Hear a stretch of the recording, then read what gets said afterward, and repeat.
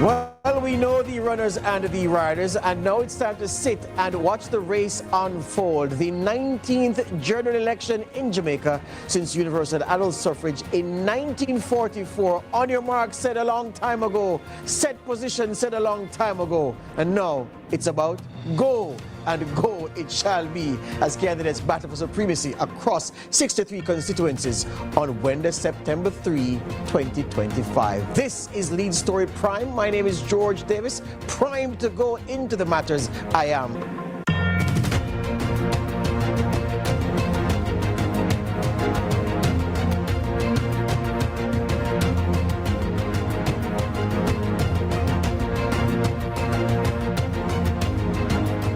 Welcome to Lead Story Prime on this Tuesday evening. As you can see, I'm not alone. Two gentlemen of the numbers and analysis are with me. You know him as an economist and a financial analyst, but Keenan is multi-skilled and he's lending his talents and his analysis this evening to the political game.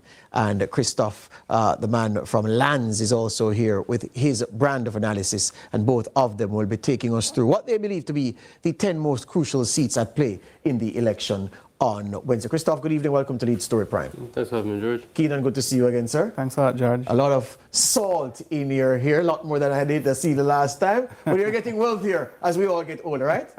Man, laugh. All right, there you go. All right, let's look at what both of you have come up with. Christoph, if you can just turn that gentleman to look at the list. So you have Kingston Central, St. Thomas Eastern, St. Mary's Central, Trelawney Northern, Hanover Eastern, Clarendon Northwest, Central Manchester, Southern Manchester, Northeast St. Elizabeth, and Central Westbourne. And then you say this is your list of marginals. First, what qualifies any of these 10 to be declared a marginal based on your assessment? Well, when I had provided the list, it wasn't specifically on marginals, and I was asking what definition they really wanted for that. You have the seats that I expect to have an interesting race to watch, seats that might surprise us. Some of these actually have classed as leaning PNP, not toss-ups. There is another list that I had said that was more just featuring just toss-ups. But these, I think these are seats that some of them already surprised us in past elections. Kingston Central, for example, many persons didn't expect that to go to the JLP in 2020, but it did. St. Thomas Eastern, that was where Fenton Ferguson was defeated by a six-star general, Yes. St. Mary's Central, it is held by the PNP now. Even if the PNP maintains a marginal lead, that seat could be in danger. Really? Yes. Well, let's settle on Central St. Mary for one, because that's the one that caught my eye. Because the thing is, what is true is that Central St. Mary has only voted for the JLP in 1983 when the PNP was not on the ballot, when they boycotted that election where Michael Manley said he wasn't proceeding on a flawed voters list. So I find it, and when I looked at the margin of victory in the COVID election of 2020, it was still comfortable and it still stood strong even as the orange wall around the country collapsed. You've said Central St. Mary, and you've said that the JLP could flip Central St. Mary for the first time in a contested election. Could. It's not guaranteed that they would, but they could. So I have it as leaning, not a toss-up. So that's one of the ones I'm saying as an example. I don't have that as a toss-up. That is leaning PNP, but they shouldn't be too complacent in that one. Trelawney Northern, expecting that could flip back to the PNP easily. So that seat have as leaning PNP as well. Hanover Eastern, that is one of the constituencies that I have as a true weather vane. In Hanover Eastern, for the past 6 elections, the past 3 general and the past 3 local government, whoever got the most votes in Hanover Eastern got the most votes nationwide in the popular vote. So in 2024, in the local government election, the PNP got the most votes in Hanover Eastern, and the PNP got the most votes overall in Jamaica, even though they won less councils. These are some other seats that again. Well, you know what? Hold it right there, because I want to go deeper into your 10 later on. Keenan, let's see your 10. So that's Christoph's list of 10. He says not necessarily marginals, because he has some which are strongly a PNP leaning from that 10. If we could see Keenan's list of 10 seats that he thinks the election will be determined on. All right, so he too has Central Kingston. He has Western St. Mary. Southern St. James, the seat that Homer Davis is trying to stave off Nikisha Burchell's challenge in. Eastern St. Thomas is again in play, just like Christoph. Keenan has that. Keenan has Southeast St. Mary, where Dr. Hopeton Dunn is in serious contest. East Rural St. Andrew, the seat of the Prime Minister's wife, Juliet Holness. Eastern St. Andrew, the seat of the Finance Minister, Favour Williams. West Rural St. Andrew, the seat of the Olympian, Juliet Cuthbert Flynn. Northwest Clarendon comes into play, where Richie Azan and Warren Newby are going to be in a punch-up on Wednesday. And then Southwest St. Elizabeth, where Miranda Wellington is looking to end the reign of Floyd Green. These are your 10, Keenan. Are you sticking with the descriptor marginals for these 10? All right, so I used a specific methodology to get to this 10, and 6 of them meet this specific criteria that I'm about to outline. Now, taking the elections generally in 2011, 2016, and 2020, as well as results from the local government elections, 6 seats, Kingston Central, St. Mary Western, St. James Southern, St. Thomas Eastern, and Clarendon Northwestern all met the criteria of now having been won by less than 5% of the vote in at least one of those 3 general elections, as well as being won by fewer than 1,000 votes in the local government elections of 2024. And then those seats would have been won by less than 1,000 votes to the point where they would flip. So having met all that criteria, those 6 seats of that 10, I think I can say my definition of being the most marginal. The other 4 would have been won by less than 5% of the vote in at least one of those 3 general elections, and they would have been won by less than 700 votes during the last local government. All right, but it's a question I could have asked Christoph as well, so I'm going to ask you, and since we've seen Christoph's 10 and seen your 10 now, conventional wisdom dictates that there are 3 seats which are more weather vaning than every other seat in Jamaica. I would say 4. Well, you say 4, but let's go with the 3 and then we add 1 to it. Well, let's see if you're happy with my 3 for the record. All right. Western St. Mary for true. Yes. The party who wins Western St. Mary usually wins Jamaica House. Southwest St. Elizabeth, Southeast St. Elizabeth. So the 2 Southern St. Elizabeth seats, if you look at the tracking over time, for instance, if you're guided by the last 6 general election results, you'll see that Southeast St. Elizabeth, Southwest St. Elizabeth, they never lie. Western St. Mary as well. And some would say the party that wins Eastern St. Andrew usually occupies Jamaica House. I don't know if that's the 4 you were thinking of, but give me your 4. So the 4 seats I'm looking at as those, the real weather vanes. Yes. The criteria for this was they got the most votes, whichever party got the most votes nationwide, got the most votes in these 4 constituencies in the past 3 general and past 3 local government elections. It's Hanover Eastern, St. James... Southern? No. West Central or? St. James West Central. Hanover Eastern, St. James West Central, St. Andrew East Rural, and St. Mary Western. Well, that's a redefinition of the weather vanes, because the weather vane is usually which seat, whichever candidate wins that seat, that party occupies Jamaica House. So these 4 fit it as well. So for the past 3 general elections. But only 3? Yes. Right.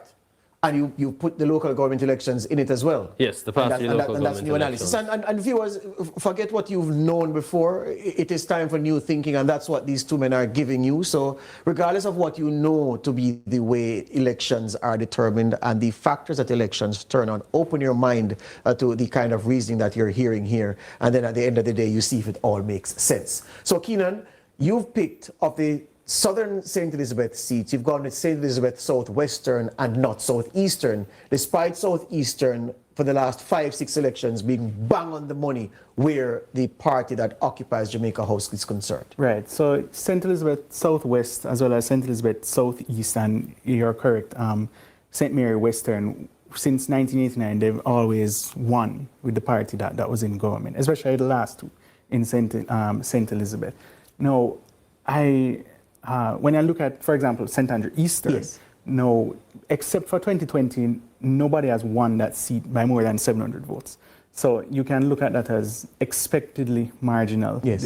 Whatever election comes around. East Rural now is the only seat in those last 3 general elections where all the constituency boundaries have been the same, so it makes for a fairer comparison, that would have been won by less than 5% of the vote twice in the last 3 general elections.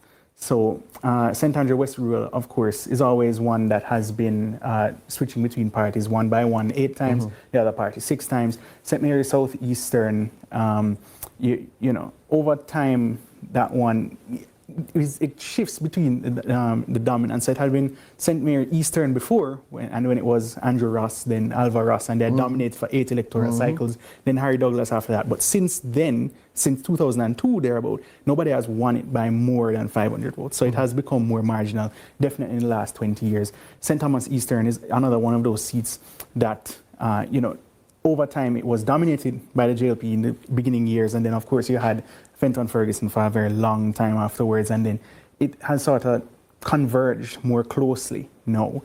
St. James Southern, I think, is one of the more marginal ones in the parish of St. James, obviously, as well as St. James West Central. You know, Northwest, I think, is the one with the biggest gap. East Central is not as strong as Northwest, but still safe JLP territory. For the most part, yeah. And St. Mary Western, you know, is one of those. It is one of actually only 2 seats that have been contested in all 18 of the previous general elections, along with Westmoreland Western. Yeah. So, because, you know, in 1983, there were 6 constituencies that actually had been contested. Yes. And St. Mary Western is one of them.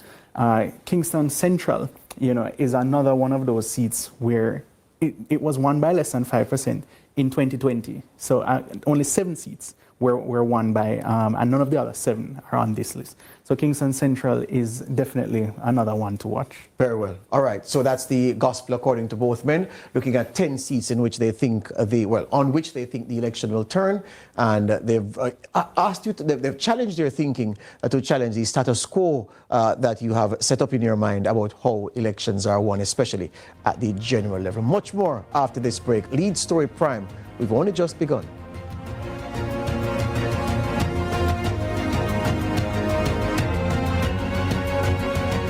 Results in Jamaica, but if you are the lazy analyst or the lazy, well, when I say analyst, armchair analyst at home, not the serious stuff that the guys, for instance, on this set do, you can just say to yourself, all right, let me see what's happening in Western St. Mary, what's happening in Southeast St. Elizabeth and Southwest St. Elizabeth.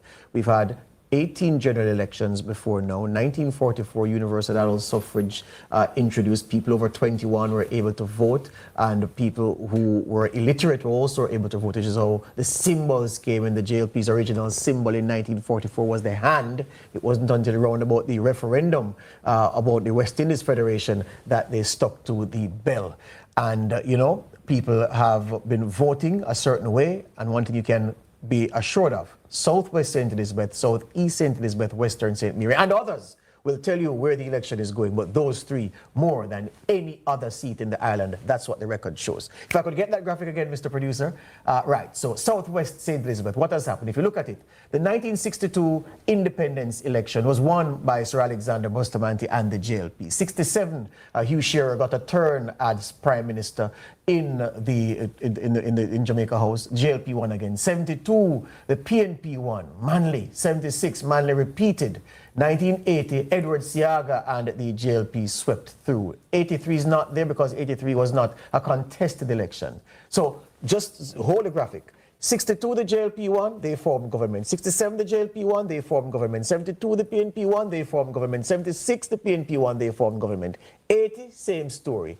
89, same story. 93, 97, 2002, 2007, 2011, 2016, 2020. Southwest St. Elizabeth is never wrong. So whomever wins that goes to Jamaica House and gets ready to march down Duke Street for the opening of Parliament. The question is, where is this seat likely to go based on the vote share over time between the 2 major political parties and what happened in the local government elections? That part of the analysis introduced by Christophe to broaden your perspective. So I come back to Christophe and Keenan. Well, before I go there, the 2020 results from the election, 9,189 votes polled by Floyd Green, Ewan Stevenson, 7,099, 2,090, the difference between them.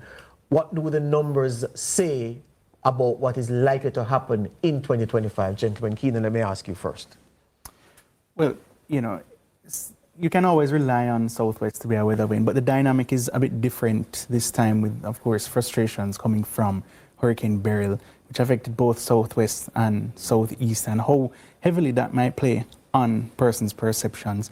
Of course, you're looking at the 4 divisions in Southwest, Black River, Mountainside, Peter Plains, and Brampton is the other one. Brampton is the other one. Of course, Brampton would have went to the JLP in the local government election. 2016, flipped back to the PNP, of course. Black River is traditionally PNP, Mountainside being JLP as well as Peter Plains. So it's really split, down the middle. And well, of course, we remember that seat when Dr. Christopher Tufton had won by only, or he had lost rather, 13 by 13 votes. So it really depends on the mobilization that is expected to happen on the day. And of course, it being a large constituency, the machinery for both political parties are really going to have to be well oiled. So I want you to stick with me just a bit then. You mentioned the fact of Hurricane Beryl and the pain point that would have caused. And you mentioned that to say that it may cause something that takes Southwest St. Elizabeth out of its usual role as Kingmaker. Is that what you're saying? No, it's just, I think a lot of people's perceptions, specifically for both Southeast and Southwest, might be influenced by Hurricane Beryl, as opposed to, say, other constituencies. Manchester Southern, maybe not as much. So, we know mostly what persons might vote for when it comes on to that specific constituency.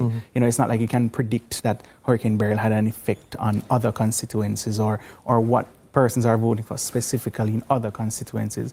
But this one, it shows up in poll results. Persons have expressed frustration, sometimes at the pace of relief, for example, or their perception of it. And so that is definitely something to consider. Yeah.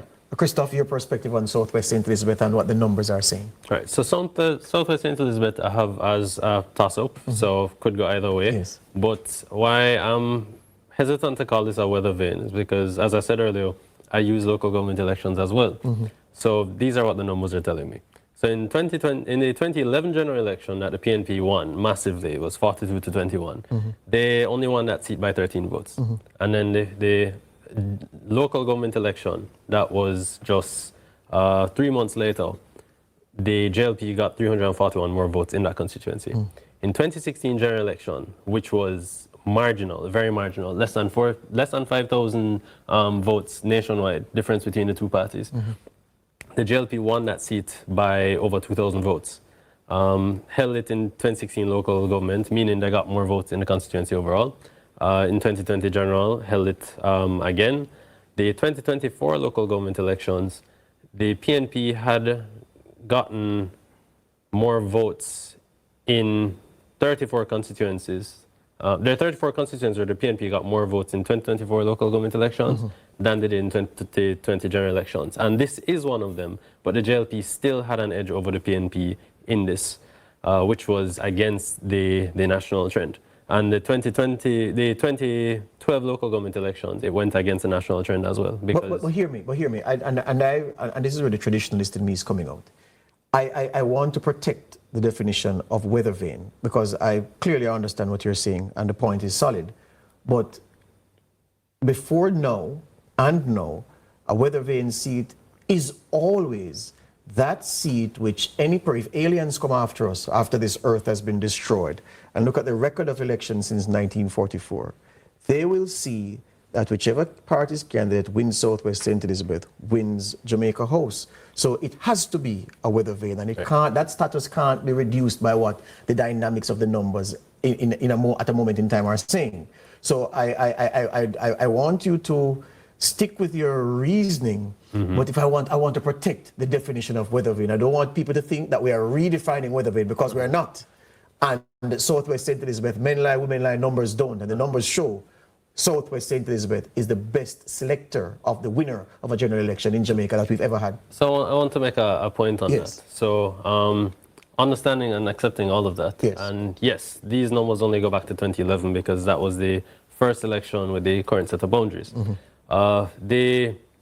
The thing is, why the local government election is critical to this election is because of how close it has been to this one.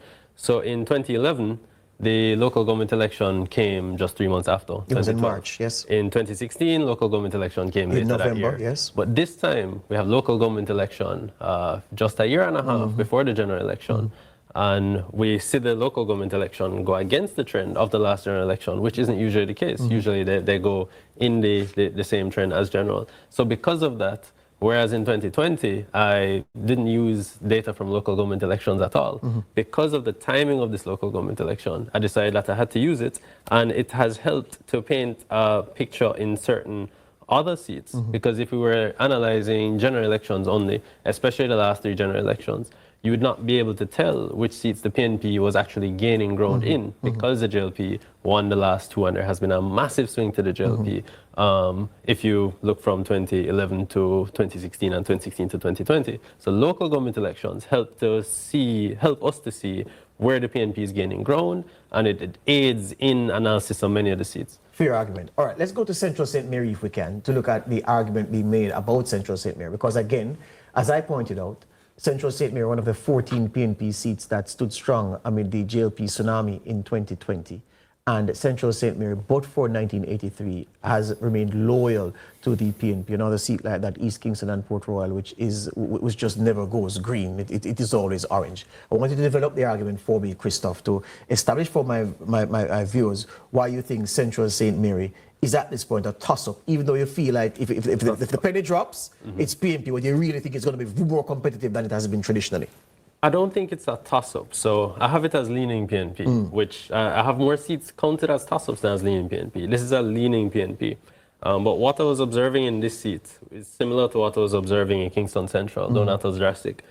In St. Mary Central, the PNP has lost votes over the past 3 general elections. Their votes have been trending down in this constituency. The JLP hasn't had a similar fall off. Likewise in Kingston Central, it's not that the JLP was gaining big, the PNP was losing support, so they were trending downwards. Yes. And then the JLP just held a little steady, even lost some, but the PNP's loss was bigger. Yes. So this is a seat that is interesting for me to watch, not because of the expectation that the JLP has a high chance of winning, but just to see the actual numbers. So when I was asked the seats that I'm watching, this was on the top 10 of the seats I was watching, but I never had it as a toss-up. So see there, the votes are trending down for the PNP, but you see the JLP is holding steady. Yes, yes.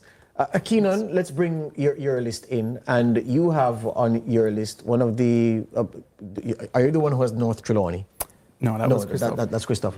You have one of the Westmoreland seats. That's your list. No, you have no Westmoreland seats. No Westmoreland I'm talking about Northwest Clarendon. Beg your pardon. Northwest Clarendon. Northwest Clarendon. Tell me about Northwest Clarendon. Philip Henriquez, the businessman, won it the last time out for the JLP, but it was clear that Henriquez's heart wasn't in representational politics, and the people accused him of dropping hands, necessitating a change on the slate. They went for the former Senator Warren Nubi to challenge the former Member of Parliament and local government representative Richie Azan. That's the battle in Northwest Clarendon right now, and you believe it's in play, Keenan. Why? And, well, looking at the last general elections, you realize that is one of only the 7 or 8 seats that had been won by less than 5%. It was, I think, 100 and something votes that time out. And traditionally, it has been competitive in the last, certainly in the last 20 years. You know, before that, it was Edwin Allen for a very long time in the 19...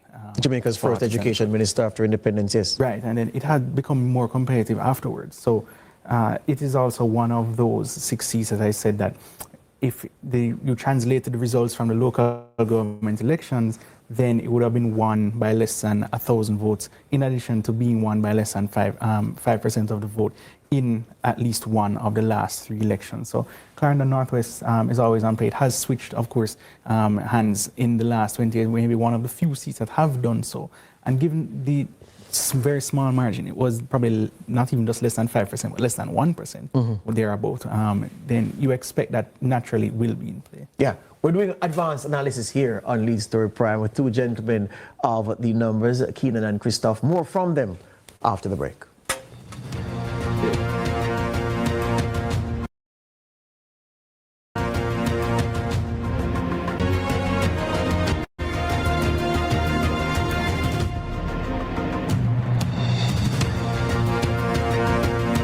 The show stalwart at the local government level, stepping up to challenge Dr. Michelle Charles, the latest member, well, the newest member of the Charles clan to enter representational politics, and she was successful first time of asking, winning in St. Thomas Eastern in 2020, Eastern St. Thomas, if you may, in 2020, ending the reign of the 1985 Dentist of the Year, Dr. Fenton Rudyard Ignatius Ferguson. So this is what St. Thomas Eastern voters have done since 1962, since independence. I recall that 1983 PNP boycott, so it is even Stevens in the constituency. But again, the PNP will say, well, we've won more technically because we didn't turn up in 83. So you have to put an asterisk beside that one for the JLP. This is Pernell Charles's old seat. Delana Sivrite ran Fenton Ferguson very, very close in the 2016 election, perhaps wounding Dr. Ferguson sufficient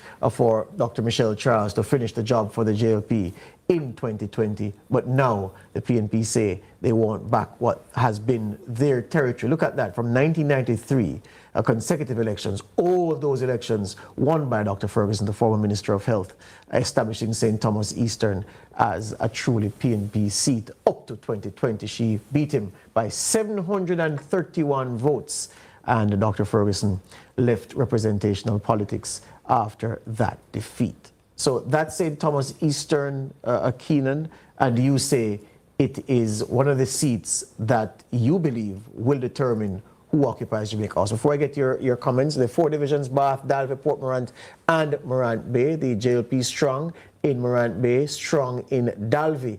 The PNP superior, not by much though, in Bath. Port Morant, a few hundred between the two parties in there. The difference in 2024, 468 more votes. The PNP pulled out across the four divisions. The JLP left with only Dalvey in their column after the, well, that says the tag, never mind the tag, it says St. James Southern, but it's actually St. Thomas Eastern in the graphic. Well, that's what the graphic is showing there. So, Keenan, St. Thomas Eastern, you are saying that Dr. Michelle Charles is perhaps vulnerable based on the numbers in that seat. As you see, based on the 2024 local government elections, that was less than 500 votes. I mean, we've seen this trend from 2011 thereabout, as you mentioned. It was close. It was less than one of the seats that were won by less than 5% of the vote back then. And St. Thomas Eastern is not one of those seats that alternates. It's just that each party has had long stretches. Yes, of dominance. First it was Lyndon Newland for a long time, and then Pernell Charles Sr. took over, and then Fenton Ferguson for a long time until he was defeated by Michelle Charles. So I think definitely within St. Thomas, while both of them tend to be close, Western tends to be close than many people realize, but Eastern is definitely more competitive. Analyze for me St. Andrew East Rural. So St. Andrew East Rural, I think, is the most marginal of all these marginals. It's the only one that would have been won by less than 5% of the vote in 2 of the last 3 elections, compared to everything else. And if I'm not mistaken, it has, it's almost split down the middle with MPs, or it's maybe 7-6 or something like that. But it's such a large constituency. There's so much ground to cover. And this is how you can tell it being marginal, because then now every single different vote that you can't get to, that you might second guess yourself being able to reach certain areas, it is in fact one of the larger constituencies. And so you look at the record right there as you pull it up. Anybody who wants to win the seat, of course 2020 was an anomaly, all things considered in the historical trend. If you want to win this seat, you have a lot of ground to cover. And if you can't do that in sufficient time, then those extra votes of maybe 100 to 200 will make all the difference. Yeah, but what if we hold the graphic there, Mr. Producer, if you look at since the year 2000, so 2002, 2007, 2011, 2016, 2020, the 5 general elections since the year 2000, the JLP has won 4. But those are 4 close-run things. Very close. And that's the basis of your point. And East Rural just has a certain unpredictability to it. You never quite know what number is going to play in East Rural. You can say that for several seats, but East Rural has a particular thing about it, a particular sense of perdition about where the seat is going to go, notwithstanding the fact that the JLP have managed to nail it 4 of the 5 times since the year 2000. The PNP dominant in the, well, twice hitting the jackpot in the 70s, the JLP once in the 80s. But yeah, it's a seat that is, it goes and it comes and it goes and it comes, but the JLP will tell you, well, the record shows, the tail of the tape shows that we have been the dominant party since the year 2000. That 2011 victory was Damian Crawford winning in that seat, beating Joan Gordon Webley. He was not given the chance to seek re-election in that seat. They trumped for a new candidate in 2016 and they were promptly beaten. And yeah, Juliet Holness has been the one leading the charge there. So Holness returns, 2,355 votes more than Gordon Webley, who has now gone to West Rural to try her luck. She won the seat Gordon Webley did in 1980 when she was part of a husband and wife pair in Jamaica House, in Gordon House, beg your pardon. This is one of those seats historically that it has undergone some boundary changes. Yes. So, you know, along with Eastern, it was once suburban at some point. Yes. You know, you had East Central and so on. All of them on that Eastern side underwent several boundary changes between the 70s and the 90s. So that is also another thing that accounts for that competitiveness. That was one of your 10 as well, Christoph? East Rural St. Andrew? This, I don't know if it was one of the 10 most interesting, but it was one of the 4 that I consider true relevance. There you go. So this seat, the PNP won it in 2011, got more votes in 2012 local government elections. JLP won it in 2016, got more votes in 2016 local government elections, won it in 2020, and then in the 2024 local government elections, the PNP got more votes in this. The PNP's win in the seat in 2011 was only by 259 votes. The JLP's win in it in 2016, marginal as well, only by 669 votes. And then in 2020, the JLP won it by over 2,000 votes, but that was with a big national swing towards the JLP and also discontent with the PNP's candidate from the PNP's own support base in that constituency. So this seat actually have as a toss-up, especially since the PNP got more votes in it in the 2024 local government election. But also to consider, if we get that local government map again, we must say, well, not that one, the seat-by-seat breakdown from the results of the 2024 local government elections. There is a point to be made of the 2024 local government elections. There is a point to be made that the